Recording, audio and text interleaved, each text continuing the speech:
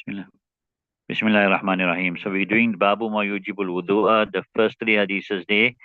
Then we're going to jump to hadiths number 10 to 19. Apparently that was left out somewhere along the line. Right. وعن أبي هريرة رضي الله عنه قال رسول الله صلى الله عليه وسلم لا تقبل صلاة من أحدث حتى يتوضأ. Now if Abu Hurairah said Nabi Karim Sallallahu says that the salah will not be accepted of the one who breaks his wuzu until he makes wuzu. So that is a person now obviously who's got access to water and he's got the ability over the water and he's not sick, etc.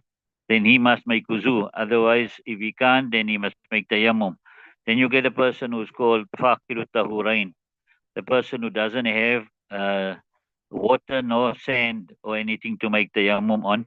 Then what happens to him? Sometimes a person is in the plain, etc., and there's no water in the plain, and there's nothing there that you can make tayammum on. Then what do? Ulama say that you wait and you don't read your salah, and you make your salah afterwards when you get water. You make wuzu or tayammum, and then you make your qaza afterwards. Imam Shafi rahmatullah alayhi says here that you just make your salah out of respect for the time of salah. You understand? And then afterwards you repeat it again. Right. So our ulama say that if a person intentionally makes salah without wuzu and his intention was not respect of the time, then that person becomes a kafir. Or if a person out of shyness for the people and merely to show, he goes and he makes intentionally salah without wuzu, then he also becomes a kafir. Because in both these cases near now, he is disgracing or he is deeming insignificant the laws of the Sharia. Therefore, the ulama are strict on this here now, that as far as possible. So it will mean now, when do you become a kafir? When you make your salah without wuzu intentionally. One is you just go and you're going up and down, but you didn't really make intention. You didn't make intention of salah. You understand? Then that wouldn't make you a kafir. All right. When Ibn Umar radiallahu anhu qala qala Rasulullah sallallahu alaihi wasallam la tuqbalu salatun bi ghairi tahurin wa la sadaqatun min ghululin. Then Ibn Umar radiallahu anhu said, Nabi Karim said, salah is not accepted without being in the state of wuzu, and neither is sadaqah accepted from haram money. Right? Because by giving sadaqah with haram money, that is also making and deeming insignificant the sadaqah. It's like therefore it's not permissible. Right. Therefore, some ulama have written to this extent here that person who gives sadaqah with haram money and he hopes for reward with it, then he becomes a kafir. وعن علي رضي الله عنه قال كنت رجلا مذاء فكنت أستحي أن أسأل النبي صلى الله عليه وسلم لمكان ابنته فأمرت المقداد فسأله فقال يغسل ذكره ويتودأ متفق عليه. Ali رضي said that I am a man who used to get lots of muzzy. So you get some people where, especially maybe newly married, etc., then they have more muzzy coming out. And so I used to be shy to ask Nabi Karim Sallallahu Alaihi Wasallam because of his daughter's place with me. You understand? So I ordered Migdad radiallahu anhu, and then he asked him, then he said he should wash his zakar and he should make wuzu. Right. So it shows you that mazi doesn't break the ghusl, it breaks the wuzu. And what we learn from this hadith here also that it is morally a person, the son-in-law and the father-in-law. Son-in-law shouldn't speak of those things which are those things which got to do with intercourse, etc., with his father-in-law. Rather, he should, just as he would respect his father, he should respect also his father-in-law and not speak these type of things which he normally would speak with his friends. All right. And then we jump now to hadith number 10, right? Hadith number 10, right? Al-Fasl Thani. You got it there,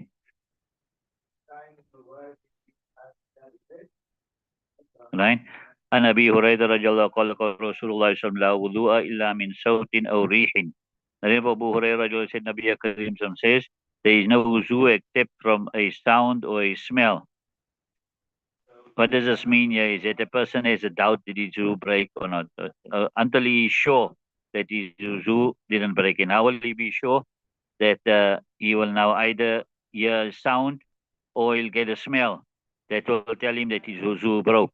But merely some sounds in his stomach in it, then he mustn't have this doubt here. You understand it? Right. When Ali radiallahu anhu قال سألت النبي صلى الله عليه وسلم عن المذي فقال من المذي الوضوء ومن المني الغسل.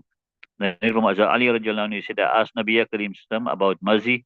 So he said, from mazi there is wuzu and from mani there is ghusl. So this is now a person needs to distinguish between mazi and mani.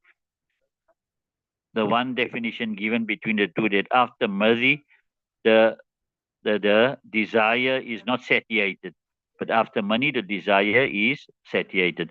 وعنه قال قال رسول الله صلى الله عليه وسلم مفتاح الصلاة الطهور وتحريمها التكبير وتحليلها التسليم. رواه أبو داود والترمذي والدارمي ورواه ابن ماجه عنه وعن أبي سعيد. Narrated from Abu Hurairah radiallahu anhu, says that, and so Maza Ali radiallahu anhu says, Nabi Karim says that the opening of Salah is the opening of Salah is to be in the state of wuzu, and its tahrim is takbir. In other words, by saying takbir, it will make all the permissible things haram, eating, drinking, etc. Right? But tahlilu at taslim, and its tahlil is making salam, and by making salam, it will make all those things that were haram in salah, will make it now halal. You understand? Eating, drinking, etc. Narrated by Abu Dawud, Tirmizi, Darmi, and Ibn Majah also narrate from him, and from Abu Sa'id. Right. Right. So the explanation has been given there already on Tahrim and Taslim. Tahrim takbir and Tahlilu Taslim. That has been explained. وعن علي بن طلق رضي الله عنه قال قال رسول الله صلى الله عليه وسلم إذا فسى أحدكم فليتوضأ ولا تأتوا النساء في أعجازهن. رواه الترمذي وأبو داود. Then from Ali ibn Talq Nabi Akram says that when one of you break a soft wind, right, then he should make wuzu, and he should not come to the women in their in their buttocks. In other words, in their uh, uh, the back passage, right? Narrated by Tirmizi and Abu Dawud. Right, so that hadith is clear there. You understand it? So we are also now, you understand, if break or zuzu, so one is either it's going to be soft, it will be a sound, or sometimes it will be loud, it will be a sound, and sometimes it will be soft. But now you got yaqeen here, you understand that you broke your wuzu. وعن معاوية بن أبي سفيان رضي الله عنه أن النبي صلى الله عليه وسلم قال إنما العينان وكاء السهي فإذا نامت العين استطلق الوكاء. رواه الدارمي. Then from Muawiyah ibn Abi Sufyan, Nabi Sallam says, indeed that the eyes are the plug of the buttocks. So when the eye sleeps, then the buttocks become relaxed. You understand? So when a person is awake and then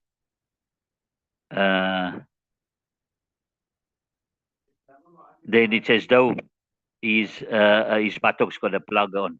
But the moment he falls asleep, then it's as though that plug has been opened and now he's totally relaxed, and therefore it is quite possible that he could break wind.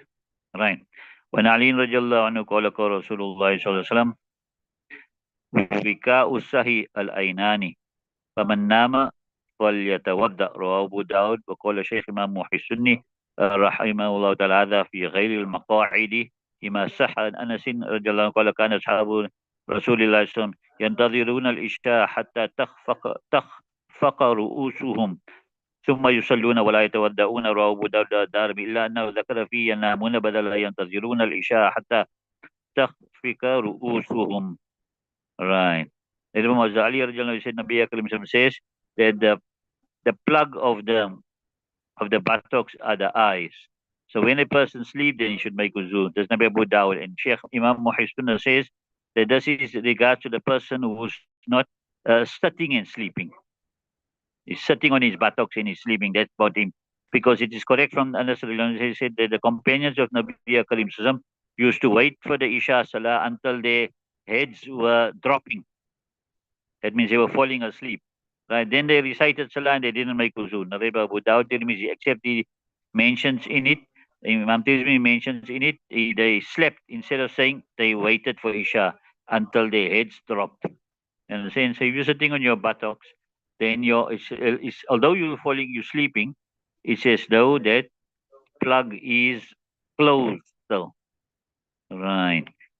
وعن ابن عباس رضي الله عنه قال قال رسول الله صلى الله عليه وسلم إن الوضوء على من نام مضطجعا فإنه إذا اضطجع استرخت مفاصله.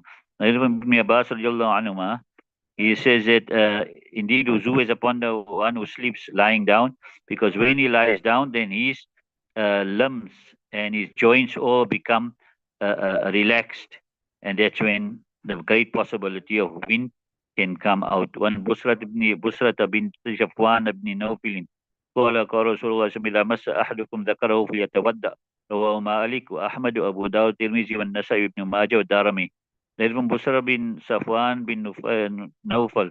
He said that Nabi Karim Sam says that one of you, when one of you touches his zakar, then he should make wuzu. That is by Malik, Ahmad, Abu Dawud, Tirmidhi, Nasai, Ibn Majah, and Darimi. Touching the zakar, the man touching his zakar, there is ikhtilaf there, right?